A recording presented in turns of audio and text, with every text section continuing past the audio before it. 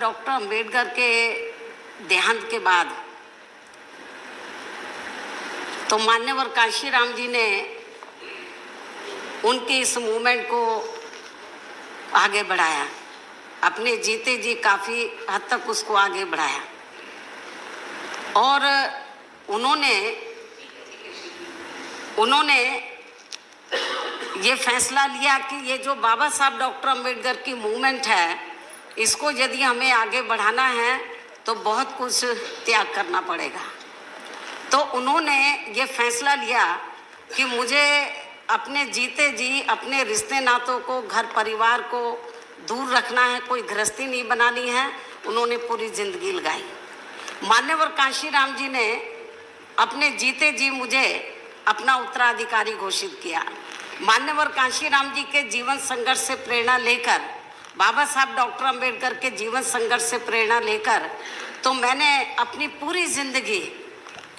पूरी जिंदगी इस देश के दबे कुचले लोगों के लिए समर्पित की है। मैंने ये फैसला लिया कि मुझे ना कोई शादी करनी है, ना कोई परिवार बनाना है। मेरा पूरे देश के अंदर जो दबे कुचले लोग हैं वो मेरा अपना परिवार है। ये मेरा बहुत बड़ा परिवार है और जो मुझे आदर से बहन के नाम से सम्मानित करते हैं और हाउस के अंदर भी मेरा नाम कम लेते हैं, ज़्यादातर बहन जी करके मुझे सम्मानित करते हैं। मैं पूरी ज़िंदगी दबे कुचले लोगों के लिए लगाई, एक ध्यान होकर मैं लगी रहती हूँ। लेकिन माननीय सभापति जी, मैं बताना चाहती हूँ कि मान्यवर कांशीराम जी ने जब इस मूवमेंट को शुरू किया, पार्टी बनाई थी, तो उन्होंने ये कहा था कि यदि हमें अपने पैरों पर खड़ा होना है तो एक वोट और एक नोट। यदि आप हमारे दबे कुचले लोग अपनी पार्टी को पैसा देंगे वोट के साथ साथ, तो हमें बड़े बड़े पूंजीपतियों के ऊपर निर्भर नहीं रहना पड़ेगा। तो मान्यवर कांशीराम जी के दिशा निर्देश अनुसार पूरे देश के अंदर हमारी पार्टी बड़े बड़े पूंजीपतियों से पैसा नहीं लेती है। जो दबे कुचले लोग हैं उनसे पैसा लेकर इस मूवमेंट को आगे चला रही है और ये मूवमेंट आगे फल फूल रही है। लेकिन जो पूंजीवादी लोग हैं, जो धन्नासेठ लोग हैं, जो पूंजीवादी मानसिकता के लोग हैं, उनको ये सब अच्छा नहीं लग रहा। और खास तौर से उत्तर प्रदेश जो आबादी के हिसाब से देश का सबसे बड़ा प्रदेश है, और वहाँ पर जब उत्तर प्रदेश के लोग पार्टी का संगठन वहाँ भी चला रहे, पूरे देश के अंदर वो आर्थिक मदद देते हैं। और जब मेरा माननीय उपसभापति जी, मैं बताना चाहती हूँ, जब मेरा जन्मदिन होता है 15 जनवरी को, तो पूरे देश के अंदर तो बहुजन समाज पार्टी के लोग इसे आर्थिक दिवस के रूप में मनाते हैं। मैंने अपने लोगों को बोला, मुझे सोने चांदी मत दो, गहने मत दो, मुझे कीमती ऑर्नामेंट वो गिफ्ट मत दो, आपको जो भी कुछ देना पार्टी को आर्थिक सहयोग दो। आर्थिक सहयोग दिवस के रूप में मेरा जन्मदिन बनाते हैं। और पूरे देश के अंदर अभी यूपी में चुनाव के लिए कुछ समय बचा है, पूरे उत्तर प्रदेश के अंदर थोड़ा थोड़ा धन इकट्ठा करके वो पार्टी को देते हैं। लेकिन वहाँ पर जो भारतीय जनता पार्टी जो वहाँ पर सत्ता के सपने देख रही है, उनको ये सब अच्छा नहीं लग रहा। इसलिए आज उनके जो पार्टी के जो उपाध्यक्ष हैं, जिस तरीके का भाषा का, क्योंकि मुझे कोई भी नहीं दिखा रहा था, बहुत अपशब्द भाषा का इस्तेमाल किया, क्योंकि सब मुझे अपनी बहन समझते हैं, तो इसलिए वो बहन के सामने वो लफ्ज नहीं बोलना चाहिए। मैं उनका आदर सम्मान करती हूँ, अपने सभी भाइयों का जो हाउस के अंदर है, मैं उनका कदर करती हूँ। तो मैं समझ गई कि वो ऐसी भाषा का इस्तेमाल किया है जो मेरे संज्ञान में नहीं लाना चाहते।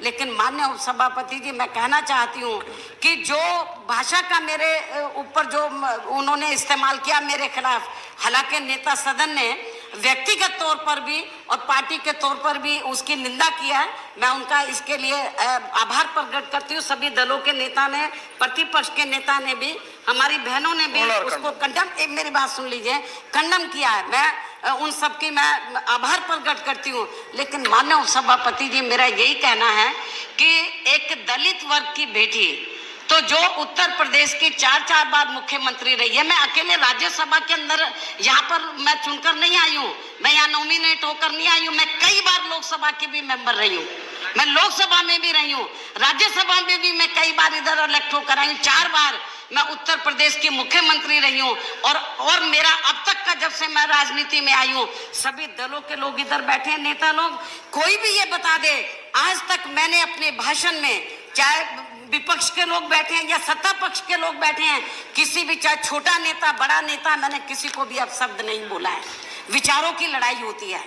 मैं विचारधारा को लेकर तो मैं हमेशा तीखा प्रहार करती हूँ, वो को करना चाहिए हम वीकर सेक्शन के हित में, लेकिन मैंने किसी के भी ना कैरेक्टर के ऊपर ना मैंने कोई व्यक्तिगत तौर के ऊपर मैंने कभी किसी के ऊपर हमला नहीं बोला।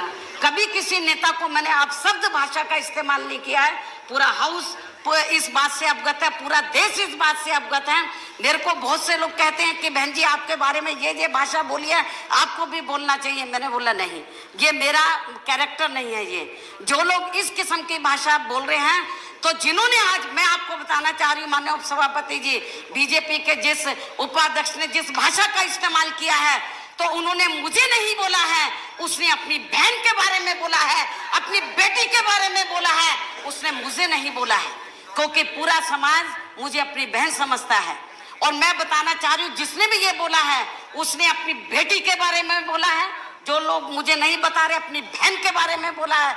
और ये जो उसने शब्द का इस्तेमाल किया है, तो पूरा देश मेरे ख्याल बीजेपी को कभी माफ नहीं करेगा, क्योंकि जो और दलित वर्ग के लोग, ये तो सोचना चाहिए था बीजेपी के उपाध्यक्ष को, एक तरफ गुजरात में आग लगी हुई है, अभी वहां पे मामला ठंडा नहीं हुआ है, दलित वर्ग के लोग कितने दुखी हैं, किस तरीके से उनका उत्पीड़न किया गया गुजरात के अंदर। और इतना नहीं, मुझे तो लग रहा था जब केंद्र में, एक मिनट, जब बीजेपी के नेतृत्व में सरकार बनी थी, जब इस सरकार के एक मंत्री ने कहा था कि दलितों को जानवरों की संज्ञा तक दे दी थी, उनको कुत्तों तक कह दिया था, लेकिन इस सरकार ने उस मंत्री को नहीं हटाया। मंत्री आज तक भी बना हुआ है। तो tomorrow we are having discussion on that. Bharatiya Janata party और उनकी सरकार को ये tomorrow we have discussion on that. एक minute, we are discussing that tomorrow. आगे बढ़ना है, आप लोगों को दलितों का मान सम्मान का ध्यान रखना है। Okay. तो मैं समझती हूँ कि इस किस्म के लोगों के ऊपर आपको लगाम लगानी चाहिए।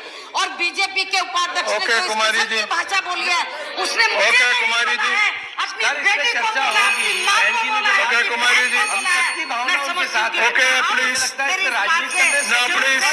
कुमारी जी, ठीक है। और इसलिए इस Okay. को लेकर पूरे अभी देश में बैठिए। कई बवाल मचता है। अभी बैठिए। BSP उसके लिए Tomorrow we will discuss. Bharatiya Janata party जिम्मेदार Tomorrow होगी। दलित issue और we मैं are discussing. चाहूंगी कि जैसा अभी कि ठीक है। सभी हाउस के सभी मान्य नेताओं ने ये कहा है कि निंदा प्रस्ताव उसको, मेरे ख्याल उसको एक्सेप्ट करना चाहिए। वो everybody has condemned. और मेरे ख्याल ये Okay. ठीक नहीं है। और आज उन्होंने मुझे बोला है, हमारी और बहन बेटियां हैं, उनके बारे में बोलेंगे। दलित का सवाल नहीं है। आज एक दलित के, मैं पार्टी के नेशनल प्रेसिडेंट हूँ, कई बार मैं लोकसभा की सदस्य चुनकर आई हूँ, राज्यसभा की रही हूँ, और मैं 10 सवाल दलित के साथ साथ एक महिला का भी आज मेरे बारे में बोला है। कल को अपर कास्ट की महिलाएं हैं, बैकवर्ड क्लास की महिलाएं हैं, और समाज की माइनॉरिटीज की महिलाएं हैं, उनके बारे में इस किस्म की भाषा का इस्तेमाल करेंगे, क्या ये बर्दाश्त करने लायक है?